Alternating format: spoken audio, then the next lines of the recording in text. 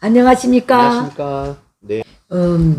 사장님께서 가지고 있는 이슈적인 문제들. 왜냐하면 나는 평범한 분들이, 대한민국 오리지널 국민으로서 평범한 분들이 어떤 생각을 가지고 있을까? 그게 너무 궁금한 사람이에요. 그대들이 탈북자들에 대해서 뭐 궁금한 게 많잖아요. 네, 그처럼 나 대한민국에서 이제 19년 살았지만은 내가 이게 대대선선 여기서 자라지 않았기 때문에 19년을 가지고 뿌리가 없이 와가지고 대한민국을 다 알아간다는 거, 교과서적으로 아주 이념적으로 알아가는 데는 상당한 한계가 있어요. 나는 내가 부딪히면서 이게 좋구나, 이게 좋구나, 내 생활적으로 느끼는 거를 말하는 거예요. 네. 체제는 더 말할 것 없이 좋고 좋으니까 네. 왔으니까. 그래서 내가 사장님께서 물어보시는 문제는 많은 분들이 이런 생각을 가지고 있다고 생각하고서 내가 림하는 겁니다. 네, 그래서 사장님이 소중한 거예요. 아유, 감사합니다. 네. 고마워요, 낮은 항상. 지식이나마 좀 궁금한 것들 통해서 선생님께 또 우리 기자분, 우리 또 선생님께 또 듣는 것도 너무 또 좋아서 도움이 많이 되고. 누가 뭐라 지식이 그러든지 됩니다. 간에 이렇게 시청하시는 분들이 네. 기분 나쁜 말도 할 수 있고 그건 그분들이 몫이에요. 도움이 많이 되라고, 될 거예요. 도움이 되라고 또 해주시는 말씀들이기 때문에. 저도 댓글을 다 봐요. 많이 배웁니다. 네, 배우고 이런 데서는 주의해야 되겠구나. 네. 이런 걸 많이 캐치하고 받아들일 수 있는 건 무조건 다 받아들이지만 이건 아니다 하면 내가 아직 수용 못 되거나 내하고 사상 이념이 달라서 이건 아니다 하는 거는 댓글을 안 남기고 그걸 내가 수용할 이유가 없지요. 그렇게 내가 이거 공영방송도 아니고 개인 유튜브인데 그래서 그렇게 나가는데 만약에 이제 댓글이 달려서 이거는 내가 대한민국을 향해서 국민을 향해서 이건 문제가 있겠다 본인이 판단하고 받아들여서 참작하면 되는 거예요. 네, 무슨 말씀인지 사람 유두리 있게 살아야 돼. 네. 오늘 뭘 네, 가져오셨습니까? 오늘 또 흉흉합니다. 예. 또 올해 들어서 7번 이상이 되는 것 같은데요. 이게 뭐 지금 북한 쪽에서 뭐 신형 방사폰이 또 북한식 이스칸데르 뭐 단거리 미사일이니 이제 마구마구 이제 지금 또 발사를 하고 또 하고 있는데 이런 말이 나와요. 이제는 우리나라에는 국방비를 그렇게 북한의 몇 배를 쓰고서도 그 북한식 이스칸데르라든지 단거리 미사일 이런 개발을 통해서 이게 우리가 그 전략 균형이 깨졌다. 그래서 이 부분에 대해서 대한민국 우리나라도 전략이 아니라 전술 핵 무기에 대한 증강이 필요하다라고 많이 나오는데 그게 과연 미국과의 신뢰도가 이렇게 좀 안 좋은 상태에서 그거를 바라보는 부분이 제 개인적으로는 어차피 자기 국가의 안보의주의는 그 나라 국민과 그 나라 군대, 그 나라 정부의 몫이에요. 한미동맹 다 좋아요. 그러나 한미동맹도 삐걱거릴 때가 있을 거예요. 그것까지 다 타산해서 안보는 나가야 돼요. 저는 준비는 해야 된다고 봅니다. 뭐든 밸런스를 맞춰 나가지만은 북한이 핵 가지고 지나치게 도발해서 대한민국의 진짜 이 국격을 떨고 모욕 주고 위협을 가한다면 어느 순간이라도 제각해서 그걸 들이댈 수 있는 만반의 준비는 아직은 핵은 없지만은 그런 의지를 가지고 이건 대처해야 된다. 난 항상 그렇게 봐요. 그 핵하고 대한민국이 가지고 있는 모든 무기가 핵을 놓고 볼 때는 적수 공권에 가깝거든요.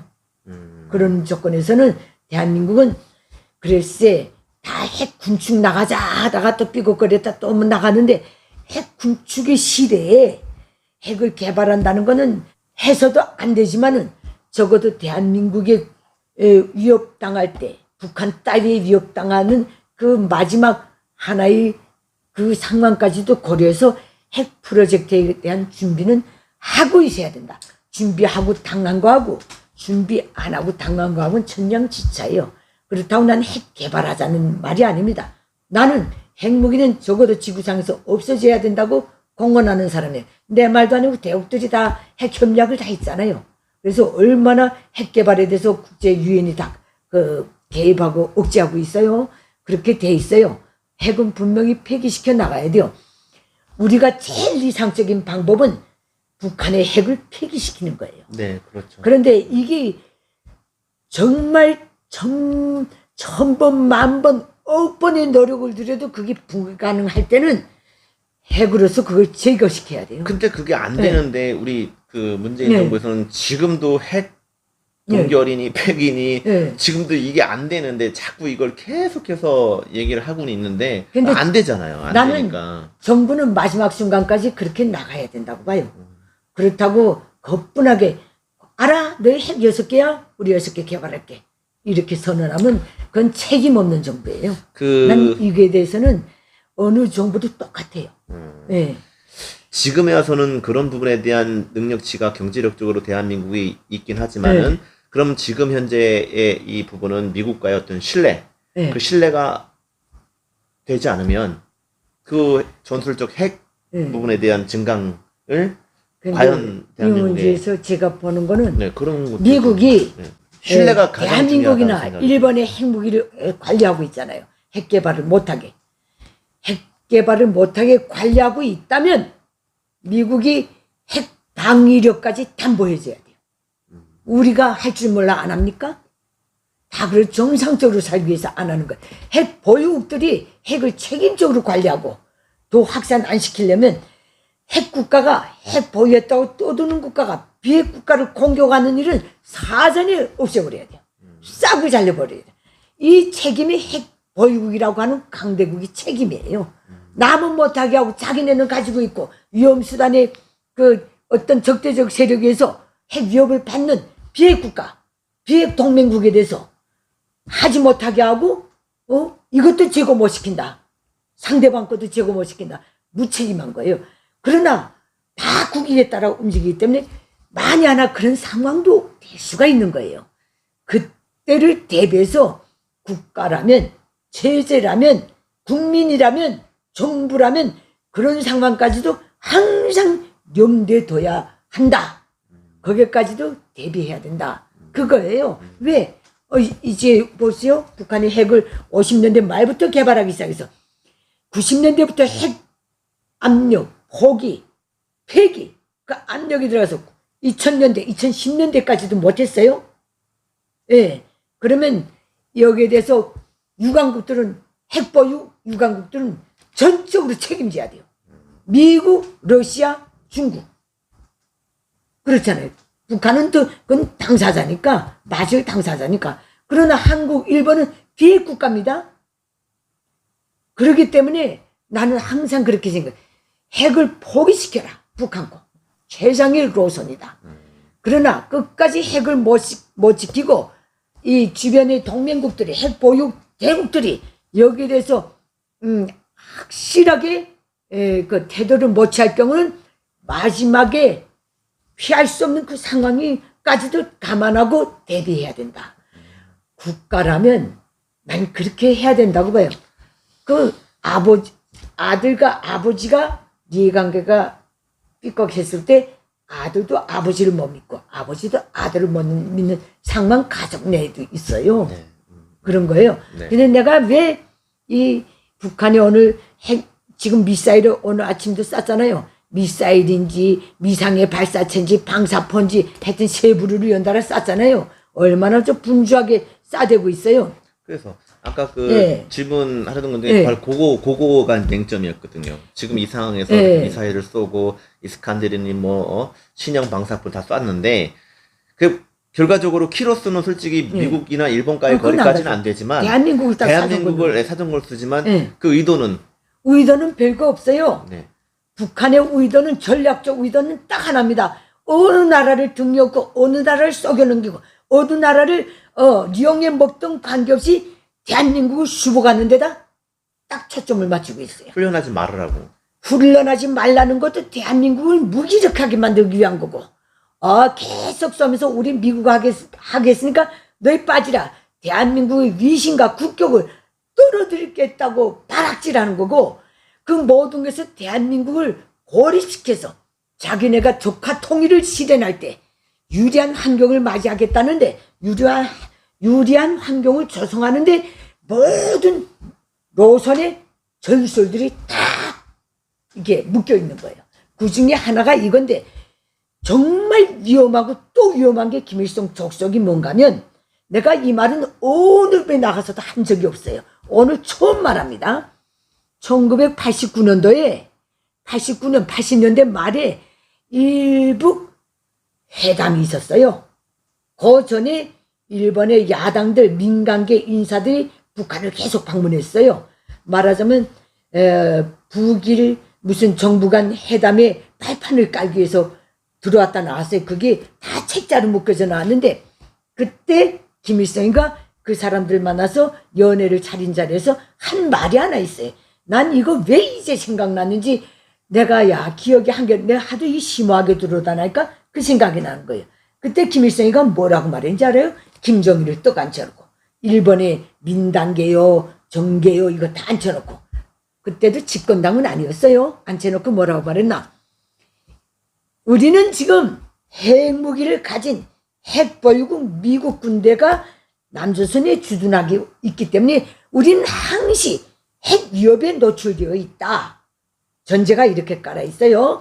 지금 지구촌에 놓고 보면 핵 위협에 코앞에 앉아 있는 나라가 우리 조선민주주의공화국밖에 없다. 이걸 전제를 했어요. 그 다음에 핵에 대해서는 당신들도 다 이해할 것이다. 일본 사람들 보고 뭐라고 말했나? 이 지구촌에서 핵무기 개발한 나라가 많다. 그러나 현실적으로 핵 피해를 받은 나라는 당신의 나라밖에 없다. 원자 폭탄 피해를 받지 않았나? 응? 그래서 이 핵 피해를 받은 유일한 국가라는 거예요. 미국으로부터. 일본이. 2차 대전 때 항복을 안 하니까 두 방 쏴가지고 눌러버린 거 아니에요. 그거를 이렇게 내국을 한 거예요. 김일성이가. 그러면서 자, 당신네는 핵 피해자 당사국이다. 우리는 이미 순간에 미국의 핵 타격을 받은 핵 피해를 입을 수 있는 그런 완전히 초미 나라다. 핵 문제에서. 그러면 누구하고 동맹을 맺어야 되겠는가? 일본에다 던졌어요. 핵 피해 국가, 핵 피해를 언제 받을지 모르는 우리가 손을 잡고 동북아시아에서 핵 보유국 미국 군대를 몰아내야 된다. 이 말이 나온 거예요. 그때 이게 북한의 책자에도 딱 있어요. 나는 이거 자자구구 다 배웠어요. 그러니까 김일성 족속이 무서운 게 지금 일본 보고도 안 해봐요. 김일성 족속은 대한민국을 약화시키고 동족국가 대한민국을 약화시키고 권위를 떨어뜨리고 분주하게 만들어 놓고 항시 싸먹도록 만들어 놓고 그래서 체질적으로 약화시켜 놓고 먹는데 대한민국을 수복하는데 딱 하나의 목표밖에 없어요. 야망의 1차적 야망이에요. 그걸 위해서는 일본도 서슴없이 이용하고 미국도 서슴없이 이용한다는 거예요. 그걸 아셔야 돼요. 그 핵피해국 그걸 깨들고 우리 일본과 우리가 합쳐서 동북아시아에서 남조선의 미군도 철수시키고 당신의 미군 기지를 다 철수시키고 진짜 동북아시아의 비핵지대로 만들자 이렇게 된 거예요. 그러면 여기서 녹아나는 건 누구겠어? 수복된다. 북한이 일본 쳐들어갈 일은 없어요. 우리나라겠죠. 딱 한 언어를 쓰고 한 핏줄이고 똑같은 체제에서 반말년을 한 국가로 살아오다가 8.15 해방과 동시에 분단된 자유대한민국을 수복하지 않으면 자기네 체제가 유지될 수 없기 때문에 세습체제가. 그래서 이런 경우 대한민국을 무조건 수복하겠다는 저 전략적인 목표가 변하지 않는 이상 중국, 러시아, 미국, 일본을 다 이용해 먹는다는 거 그걸 대한민국은 알아야 돼요. 그래서 우리가 지금 미사일 계속 쏘죠. 제가 쏘겠으면 그야말로 명실상부한 동족이라면 일본을 싸우지 왜 대한민국을 쏴요? 현재 일본하고 무역전쟁이 벌어진 대한민국에다 대고 계속 불질하면 안 되잖아요. 그게 그러면은 김정은이가 미사일로 네. 이렇게 한반도를 어지럽히는데 네. 트럼프는 그거를 방관한단 말이에요. 방관하죠. 그게 재선과도 분명히 관계될 관계가 거예요. 있는 거고. 그 뭐 선거가 기본이니까 네. 재선과도 관계되어 있지만은 이게 우리가 지금 대한민국이 반일 하면서 북한도 반일에 동참해 주기 바라죠. 천만의 말씀. 절대로 안 합니다. 같이 반일해서 공동전선을 해가지고 대한민국을 국제사회에서 미신 있게 만드는 짓은 절대로 안 한다는 거. 북한 김일성 적석이. 대한민국을 깔고 하기 위해서는 어느 나라도 이용해 먹는다는 거. 그걸 정확히 알고 지금 계속 미사일 쏘고 있는데 이게 어쩌면 대미 협상의 몸값 값을 높이기 위해서 그런다 이렇게 저런다 이런다 저런다 진짜로 그걸 협상력을 높이기 위한 한 방은 하나밖에 없어요. 태평양 공해에다 대고 중거리 로켓을 쏴버리는 거예요. 그건 안 하잖아요. 그 김정은이하고 트럼프가 아름다운 친서를 계속 주고받잖아요. 이걸 하나의 모자를 쓰고 있는 거예요. 반일 이것도 안 해요. 지금 말하면 주변국의 정세를 다 이용해서라도 대한민국을 꺾겠다는 거예요. 야, 이게 네. 그 정치적으로 이렇게 좀 네. 연결을 지은다면 지금 이렇게 좀 그 안보라든지 네. 이런 게 들어갈 수밖에 없는 상황인데 지금 현재 실정이 이게 지금 한국 대한민국을 향해서 네. 북한이 계속 그렇게 어지럽히고 미사일로 어지럽히고 거기에 대해서 미국은 이제 아무것도 네. 아니다라고 네. 하는데 근데 일본이 여기에서 그런 거에 대한 안보를 네. 거론하면서 이 부분을 또 네. 자극을 해서 또 이렇게 또 문제가 되고 또 어떻게 보면은 네. 미국 입장에서는 지금 이렇게 미사일 쏴대도 네. 뭐 별 볼일 별거 없는 것처럼 이렇게 네. 해서 좀 이렇게 정치적으로 재선 여태까지 한 거에 대해서 이렇게 좀 가는 것 같은데 여기서 일본이 자꾸 이걸 만들어서 대한민국과 무역적인 보복으로 네. 또 이렇게 또 문제를 야기시키면 시적으로 경제적으로 뭔가 좀 무역적으로 안 좋으면은 대한민국이 안 좋으면 미국까지 영향력이 가는 거 아니겠어요? 그게 가겠죠. 그러니까 이 경제의 체질에 관계된 문제예요. 네. 미국까지 아무리 영향이 간다 해도 약간 감기할겠지요. 그럼 경제적 손실이 재선을 앞두고 트럼프한테도 좋을 건 아닌데 좋을 건 없지만은 그러면 그게 일본이 이렇게 하고 있는 게 좋지는 않은 거란 말이에요. 미국의 트럼프 경제적 입장에서. 위상, 일본의 경제적 위상을 놓고 볼 때 물론 대한민국도 높다고 봅시다. 같아요. 같다고 주장하는 분들이 많기 때문에 나는 잘 모르겠어요. 그러나 내수가 어떻게 되는가에 따라서 치유가 빠를 수도 있고 장기전에 들어갈 수도 있는 거예요. 나는 대한민국은 수출주도 국가로 알고 있어요. 네. 네. 그러나 미국이나 일본은 내수가 강한 국가로 알고 있어요. 극하고 모든 기술력에서 지적 자산권이 많은 나라들이에요. 네? 독점권들이 많은 나라들이에요. 기술적, 과학적 독점권들이. 이런 나라는 오래 가더라도 내수가 탄탄하기 때문에 어찌 피해가 없겠어. 그러나 그렇지 못한 나라가 겪는 피해에 비하면 아무것도 아니라 그 말이죠. 관광객이 안 갈 수도 있고 안 간다. 세상은 다 맞춰주게 돼 있어요. 한국 관광객이 안 간다면 다른 나라 관광객이 또 들어가요. 나라가 관광객이 빌게 안 놔둬요. 어디다 홍보하든 끌어들여와요. 우리 대한민국도 그전에 중국이 관광객 사드 때문에 안 온다 할 때 일본이 와 왔잖아요. 일본이 안 온다 하게 중국에다 열어놓고 있는데 이게 모든 거는 자연적으로 다 흐름이 맞춰지게 돼 있는 거예요. 그걸 억지로 끊으면 안 돼요. 반일 좋다. 반일. 오늘이 현실에서 일본이 하는 그 작태가 어떤 역사적 뿌리를 있든 간에 할 수도 있어요. 할 수도 있지만은 그 속담에도 있잖아요. 이부자리 바감에 발을 펴면서 주도권을 잡아야 된다. 그 말씀이에요. 오늘날 반일 운동, 트럼프의 북한의 미사일 노름에 대한 무관심, 북한이 계속 대한민국에 미사일 쏘보면서 딱딱 명찰표를 붙이잖아요. 이건 너희 때문에 쏜 거야. 딱딱 붙이잖아요. 이렇게 까부는 상태. 중국, 러시아가 공동 군사 훈련하며 우리나라 영공을 마음대로 놔두는 이 사태 속에서 대한민국이 마냥 반일에 매달릴 수 있는가?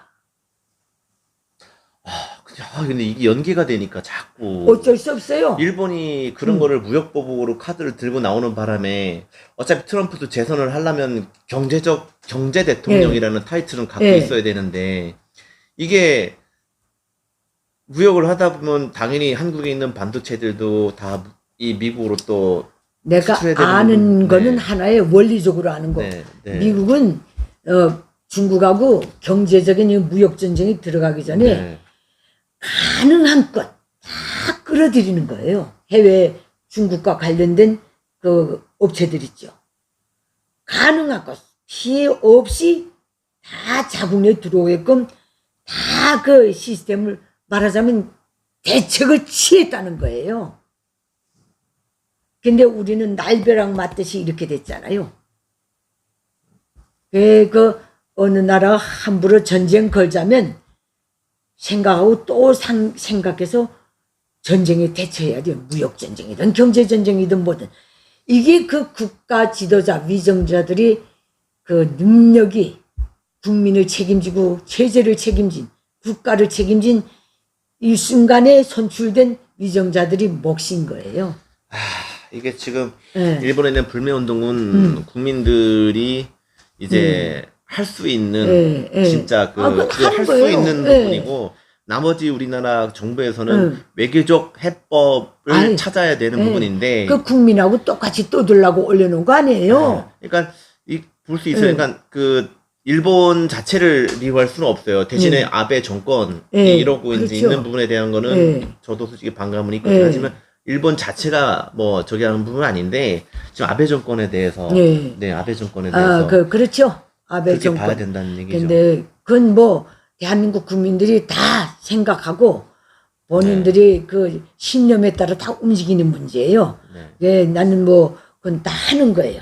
그래서 이걸 넘어서서 북한의 속셈이 뭔가 김일성 주석이 대한민국을 조카 통일하기 위해서 여태까지 쏜 전술, 전략이 뭐고 전술이 필요하다면 일본까지도 동맹으로 맞자 해가지고 이렇게 해서 대한민국을 고립시킬 수 있는 그런 발상을 얼마든지 할 수 있는 나라가 북한이다.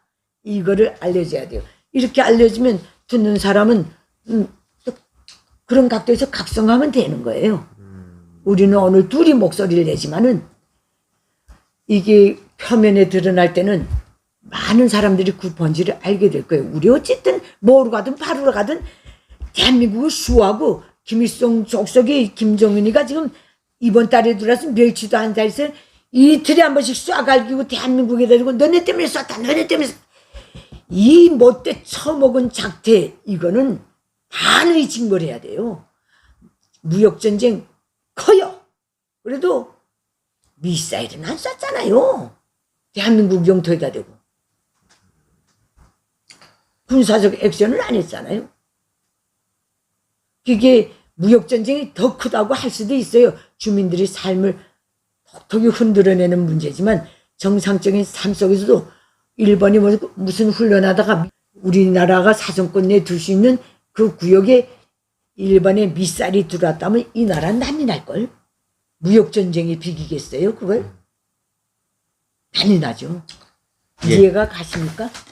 잘 갔습니다. 네, 감사합니다. 고맙습니다. 제 서견을 말씀드린 겁니다. 네, 고맙습니다. 감사합니다. 예, 고맙습니다. 네. 네.